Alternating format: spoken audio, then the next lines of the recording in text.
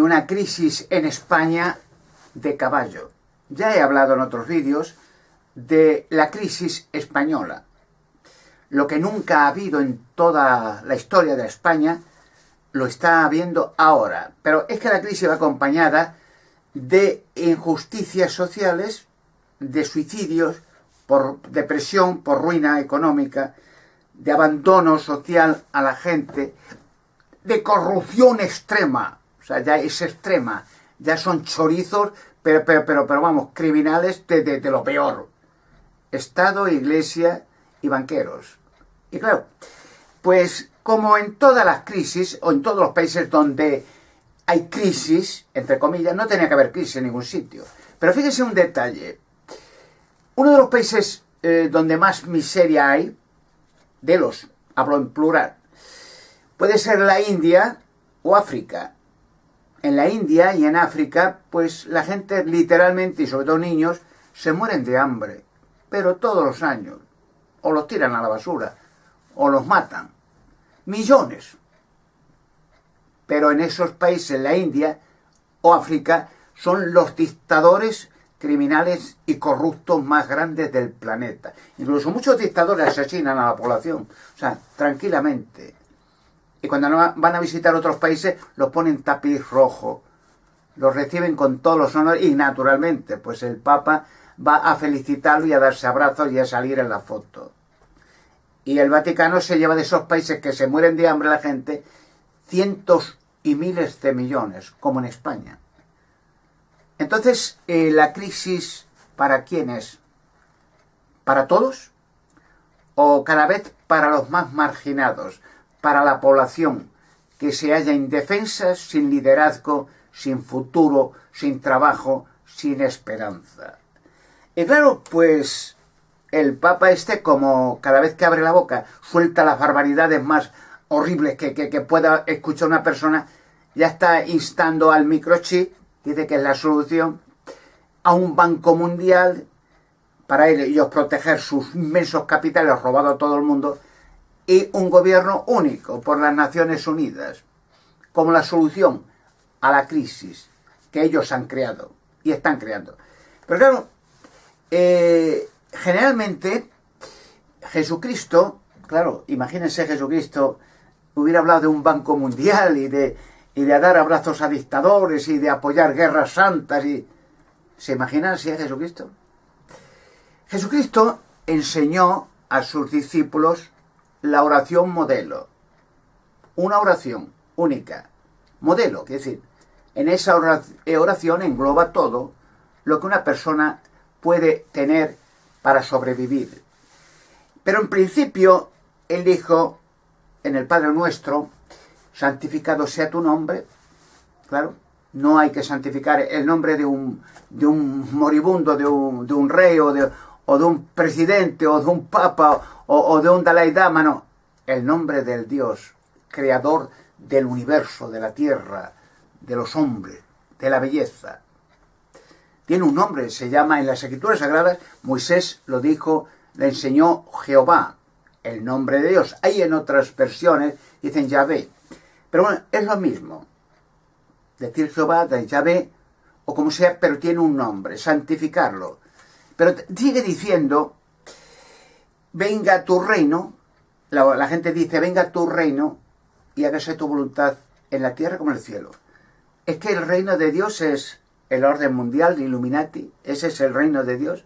Las Naciones Unidas, cuando las Naciones Unidas previamente han sido promotores muchas de guerras por todos sitios y de matanzas y de venta de armamento, ¿eso es el reino de Dios? ¿Ese es el futuro de la humanidad? Dirigido por el Vaticano, que es el genocidio más grande del planeta. Piensen en las millones de hombres, mujeres y niños quemados, torturados, esclavizados por el Vaticano. La Inquisición, las cruzadas, en el Nuevo Mundo, millones de indios quemados, torturados. Los indios, bueno, fueron masacrados a millones por la Iglesia y esclavizados después. Opción católico o quemado vivo. Y si eres católico, esclavizado a trabajar en las minas de por vida. Y a los niños de los indios los tiraban los clérigos al fuego, hacían hoguera y tiraban vivos, o a los perros para carne. ¿Eso es el futuro de la humanidad?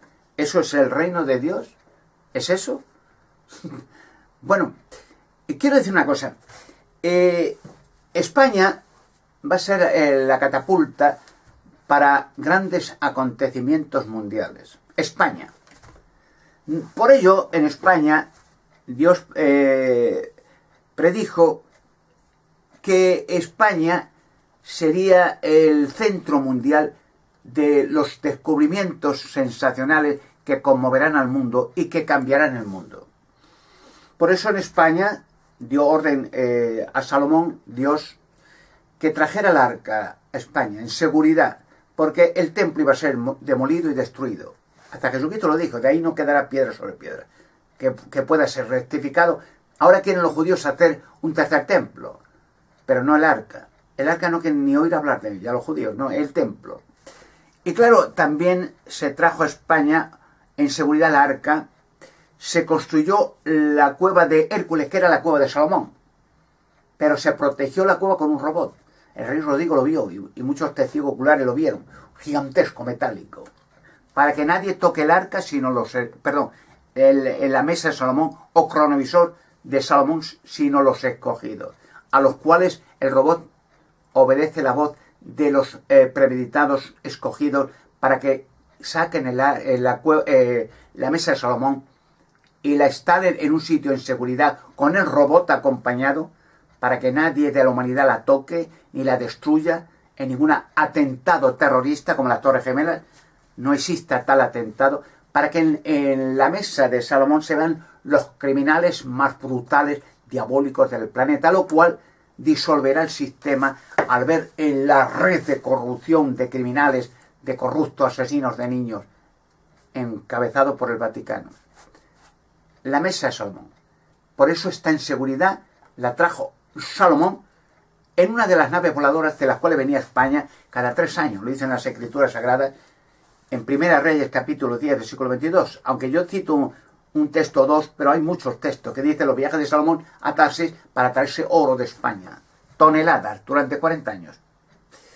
Y también se trajeron otras cosas, por ejemplo, el cuerpo de Salomón. Es curioso, es increíble de pensar que Salomón, con sus naves voladoras, con la sabiduría, super sabiduría que Dios le dio, dice que era súper sabio, era como un ángel, más allá todavía, en premio por haber hecho el templo, para el arca.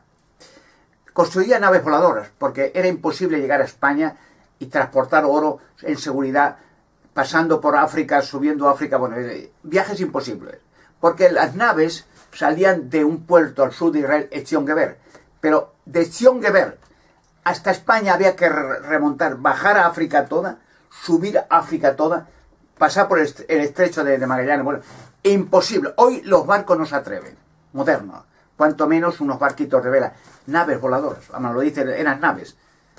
Y las construyó en Tarsis, en España, muchas naves. Luego Dios mismo las destruyó. Cuando cumplieron su papel, Salomón perdió su reinado. Pero eso es historia larga de contar. Pero voy a relatar cosas interesantes. Salomón, pasando la barrera del tiempo, que eso ya será un día, ya se está... En matemáticas es posible, de preparar métodos científicos, electrónicos, para pasar la barrera del tiempo. Eso será un futuro... Bueno, hay gente del futuro que ha pasado ya hace mucho tiempo al pasado, a cualquier época. Pero ya entre nosotros hay mucha gente de la barrera del tiempo. Eso es el pan comido. Eso es posible. Dice Dios en el libro de Génesis, capítulo 11, versículo 6, cuando los hombres, para prevenirse otra vez del diluvio, hicieron zigurat o pirámides grandes, la Torre de Babel, dice Dios que para el hombre no habrá nada imposible. O sea, es la palabra de Dios, no es palabra de un filósofo. Luego, si Dios dice que no hay nada imposible, porque estamos hechos a la imagen y semejanza de Dios, no habrá nada imposible. Cualquier idea, por loca que parezca, será posible. Todo. Entonces, Salomón pasó al futuro, se trajo su cuerpo, el propio cuerpo, ya muerto. Y antes de que se descompusiera, antes de 3 días, se lo trajo a España. Y lo guardó en seguridad como testimonio del arca. Hay una nave de Salomón en España también, la que trajo el arca, se la dejó en seguridad, porque ya dice la Biblia, hizo varias naves en Tarsis, en España. Una de ellas la dejó cargada de oro, la última que trajo el arca, y el cuerpo de Salomón. Él mismo trajo su propio cuerpo. Parece increíble, parece ciencia ficción, pero es real. Piensen que cuando se pase la barrera del tiempo, una persona puede pasar al pasado y verse el mismo, pero a distancia. No se pueden ver dos personas estando vivas, la misma persona, en diferentes épocas. Pero bueno, son cálculos matemáticos que no voy a relatar ahora.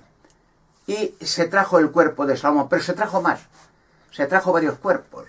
También se trajo el cuerpo de Noé y su familia, incorruptible. Porque toda la humanidad en el presente, todas las razas, todo el mundo, procedemos, piensen, de Noé. Naturalmente Noé, remontándose atrás, procede de Adán. Pero después de Adán hacia Noé, Noé fue el segundo principio de la humanidad. Cuando salió en el monte Ararat del arca, el arca de Noé y los animales y tal, Noé fue el padre con sus hijos, 3 hijos y 3 hijas de la humanidad. O sea, toda la humanidad desciende de Noé. Entonces, para ese hombre justo y profeta fiel que hizo el arca durante 100 años, se lo trajo en seguridad para testimonio a España, que España, ya digo, va a ser el centro mundial. Y hay más cosas. Moisés, también, piensen, lo he citado en otros vídeos, el cuerpo de Moisés desapareció. En el Deuteronomio, un pensamiento interesante que nadie ha podido pensar. Yo creo que nadie. El Deuteronomio dice en el capítulo 34, versículos 5 al 7, entre otras palabras, que Dios escondió el cuerpo de Moisés. No lo hallaron, lo buscaron, no hallaron el cuerpo. Es lo mismo relato que el cuerpo de Enoc, el profeta. Dice que lo buscaron y no lo hallaron. Y aparece luego no en el futuro. Perdón. Entonces, de igual manera desapareció. Le estuvieron todos los israelitas, 2 millones de israelitas buscándolo. No hallaron la tumba, no hallaron nada. Entonces dice que Moisés tenía 120 años de edad y estaba jovencísimo. No había envejecido.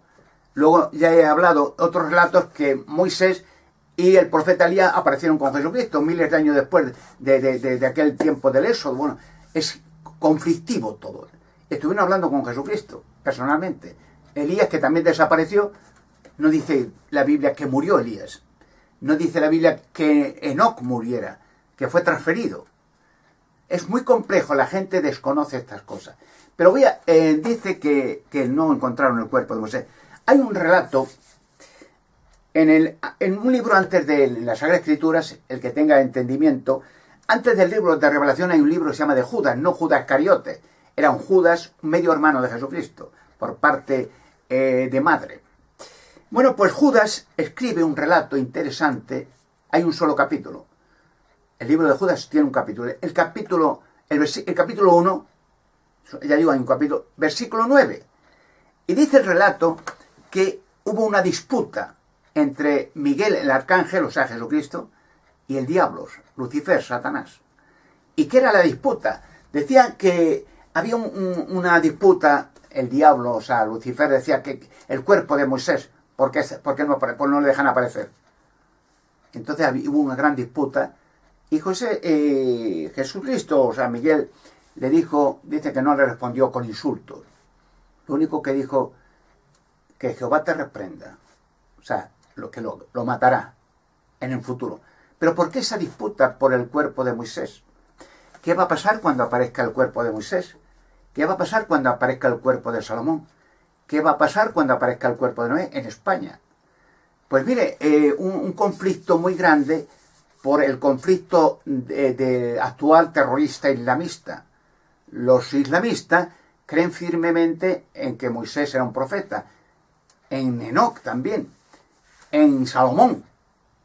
Sencillamente parte de la escritura están de acuerdo con el Islam o el Corán. Pues habrá un conflicto grande con el cuerpo de Moisés. Pero un detalle más interesante para que la gente piense. Hablo de la barrera del tiempo y todo esto, que es muy complejo. El Pentateuco, que también los judíos creen en el Pentateuco, son 5 libros. Es decir, los primeros 5 libros. Génesis, Éxodo, Números, Levítico, Deuteronomio, 5. El último libro, el Deuteronomio, bueno, los 5 libros se atribuye a Moisés. escritos en el Monte Sinaí. Pero piensa una cosa, el último libro, capítulo, el de Deuteronomio, capítulo 34, versículos 5 al 7, escribe Moisés la muerte, la edad que tenía, donde desapareció. Pero si Moisés se supone que ¿cómo escribe él su muerte, su desaparición y todo lo que pasó, si estaba vivo? Un pensamiento, ¿no? ¿Cómo pudo escribir? Hay ese misterio, ese enigma es para que la gente piense. Bueno, si él escribe tal, con detalle, dónde fue, cómo desapareció, dónde lo escondió Dios y tal, el cuerpo. Pero si él escribe su propia muerte futura, o sea, como diciendo, yo voy a morir en tal tiempo, tal, y pasará esto, tal, con exactitud cronométrica. Son detalles que la gente no piensa. España va a ser una catapulta grande para desmoronar el entero sistema de cosas, desbaratar las obras del diablo. No por nada, además miren, las cartas Illuminati me han puesto, con razón, claro, el gran monarca, y verán mi cara exacta. O sea, es clava una fotografía, se ve en las cartas Illuminati. Y claro, aunque con astucia me ponen como el anticristo, como el 616, el nombre de la bestia, tal, etc. Pero bueno, eso es una estrategia para cuando aparezca el gran monarca, que aparecería, ya estoy apareciendo, la gente esté escéptica, empiece a pensar, bueno, este viene a extraviar la tierra. No, vengo a extraviar y a desmoronar con la ayuda de Dios el sistema satánico. No a extraviar, a demoler todo un sistema diabólico que ha estado montado durante 6.000 años. Miles de religiones, sectas satánicas, Illuminati, todo un montaje controlado por demonios o por Lucifer. Incluso el Vaticano ha entronizado a Lucifer continuamente y ha hecho sacrificios de niños en el Vaticano a Lucifer. Piensen en Manuela Orlandi y muchas niñas más asesinadas en rituales satánicos en el Vaticano. Pero por toda la historia, cuando aparezcan los niños enterrados en el Vaticano se asustará el mundo, como en los monasterios. Aparecen cientos de niños. El gran monarca va a desmoronar el sistema completo. Pero vuelto al principio de este relato, España está en crisis, en la miseria, cada vez más hundido. La gente está desesperada, ya no hay esperanza, no hay liderazgo. Hay corrupción, criminalidad, estafas, robos, Estado, Iglesia y nobleza. Lo cual quiere decir que, como dije en otro vídeo, España tendrán que venir a morir a mí. Tendrán que recurrir a mí para que yo los saque de la crisis. Como dicen las profecías del gran monarca, lo haré, pero con intención. No por hacer ricos a todo el mundo, cuando la gente no mueve ni un dedo ni por ellos mismos, viendo el desastre que hay, la ruina, la corrupción, y encima los votan. No, lo haré con intención. Como dije al principio, con un fin, para con ello desbaratar las obras del diablo. Primera carta de Juan, capítulo 3, versículo 8.